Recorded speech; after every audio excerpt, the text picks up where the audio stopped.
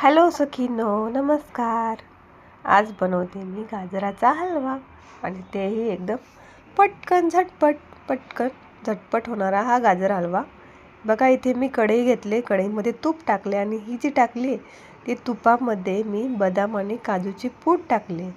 त्याचबरोबर किसलेलं गाजर घेतले अर्धा किलो. मस्त लाल बुंद गाजर आणले होते. तेच आता मी ह्या मिश्रणामध्ये परतून घेते मस्त छानपैकी. हे बघा, हे असे मस्त परतून घेतलेत मी. जवळजवळ 5 ते 10 मिनटं लागले मला हे परतायला. आता ह्यामध्ये माझ्याकडे जे साई साठवलेली होती मी ती ॲड करणार आहे.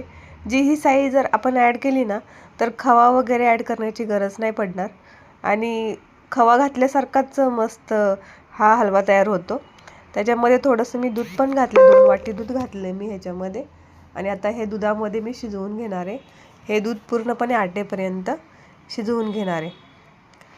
अजून मी साखर ॲड नाही केली त्याच्यामध्ये. आता थोडंसं ताट झाकून मी आता हे बघा साखर पण ॲड केली आणि आता हे ताट न झाकता असंच मी हे करणार आहे. थोडंसं गरज वाटली तर अजून एकदा ताट झाकून घेईल.